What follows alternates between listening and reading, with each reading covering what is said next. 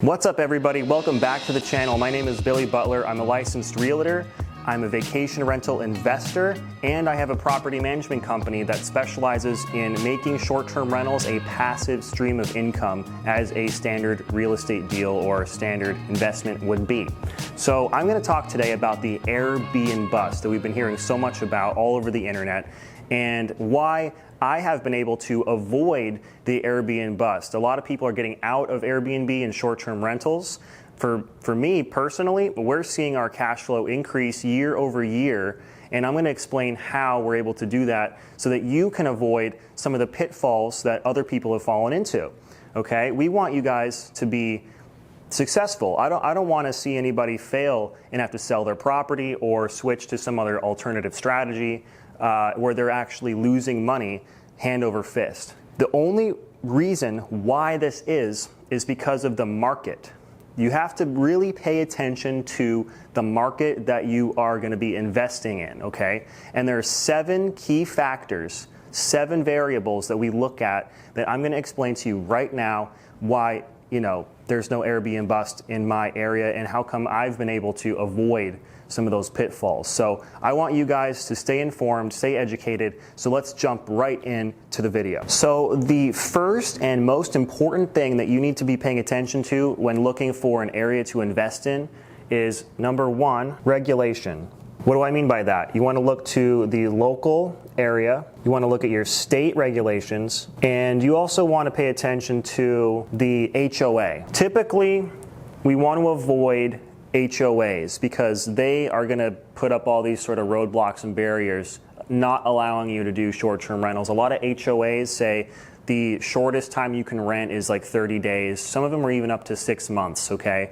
So you have to have a long-term lease if you're in a community with an HOA. So HOA is the first thing that you want to avoid. Now, the local and state regulations for Airbnbs or for short-term rentals are going to vary drastically across the country. But how do you do your due diligence on this, okay?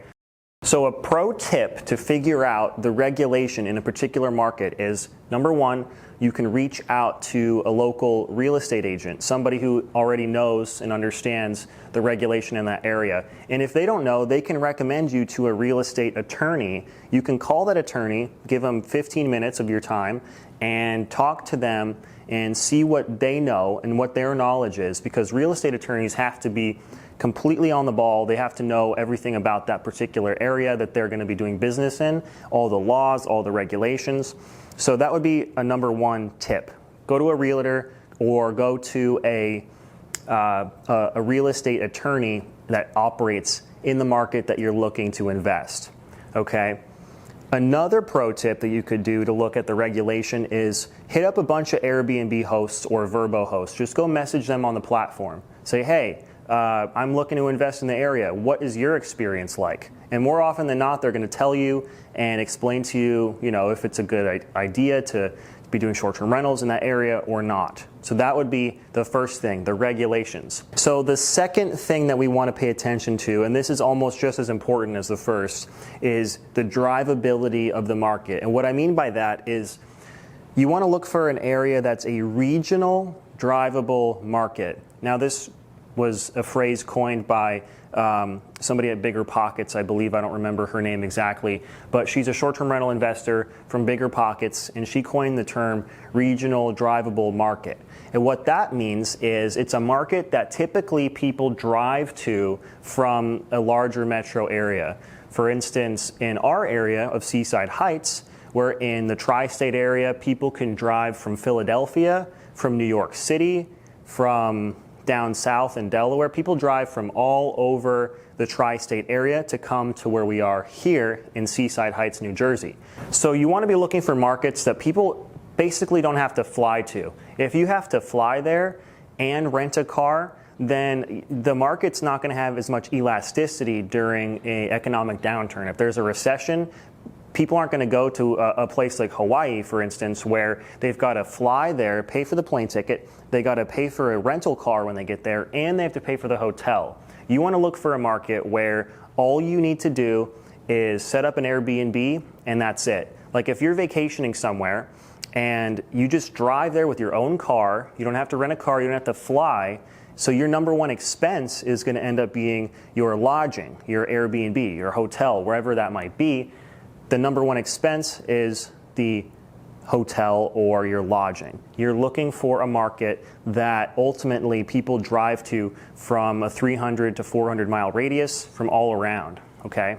Regional, drivable markets. So the third variable, the third factor that we look at when doing our due diligence on any particular market for short-term rentals is, are there a lot of hotels and motels around? Like if there's a bunch of Marriotts, if there's a bunch of, you know, Hampton Inns and stuff like that around the area, you want to typically avoid doing Airbnb in a place like that. Because if you look at Atlantic City, for instance, Airbnb is a little bit more difficult there because Atlantic City has the big casinos, right? Like Vegas. Vegas is another example like that. It's a little bit more difficult. You have to be more competitive, right, with your Airbnb listing because of the fact that most people are going to be wanting to spend their time at the big hotels with the casinos in them and all that kind of fun stuff, right?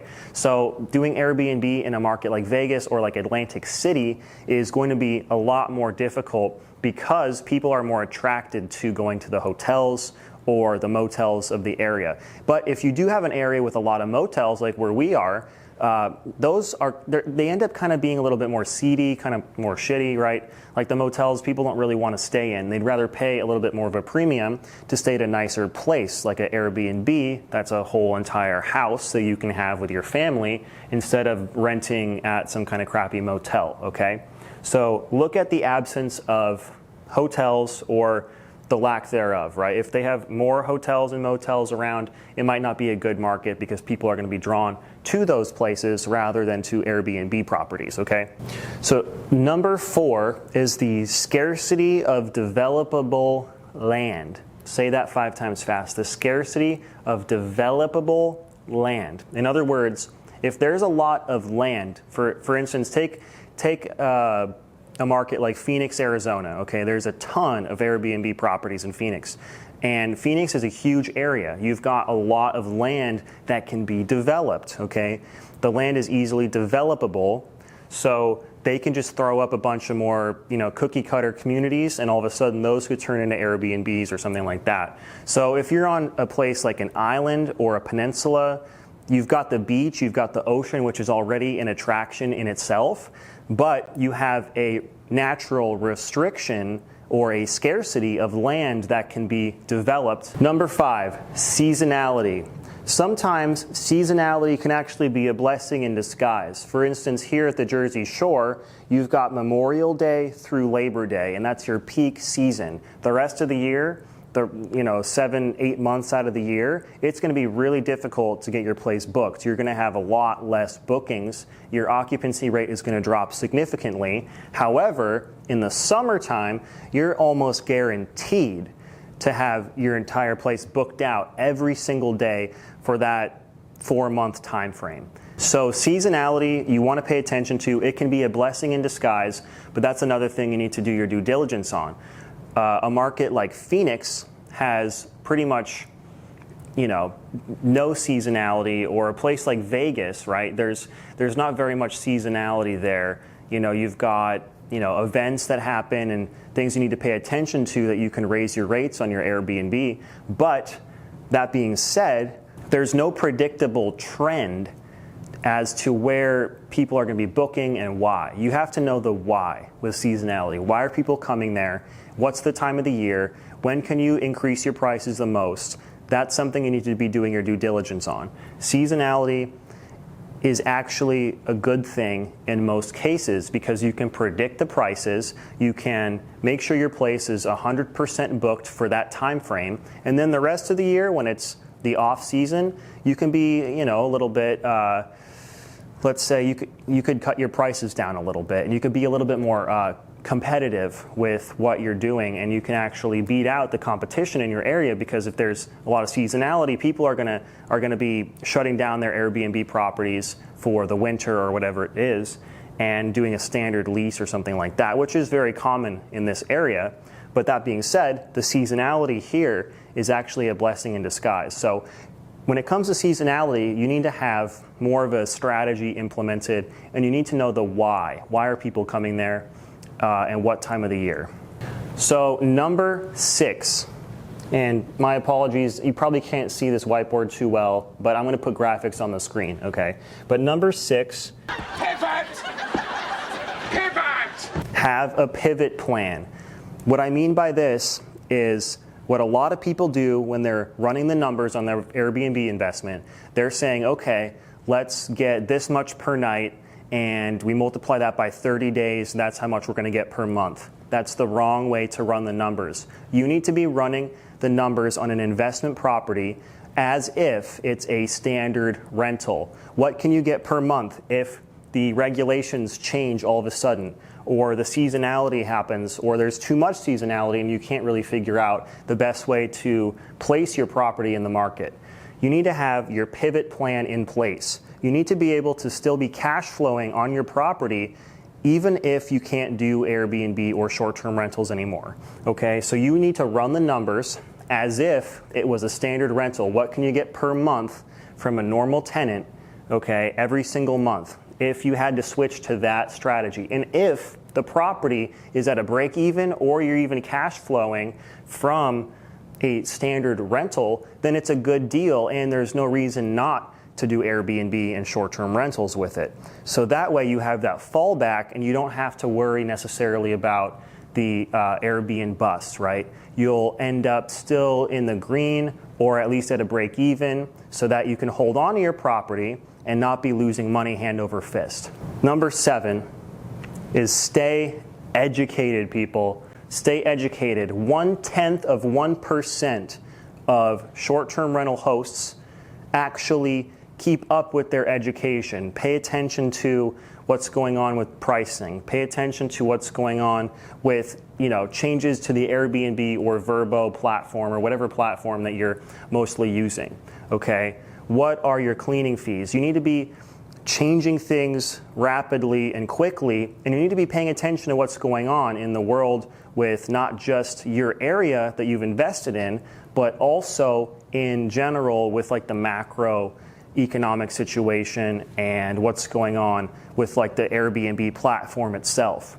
Only 1/1000th of people on the platform, other hosts just like you and I, are actually paying attention and staying educated. So if you stay educated, just for instance by watching this video, you're already ahead of the game. And I love providing free value to you guys. That's why I made this video.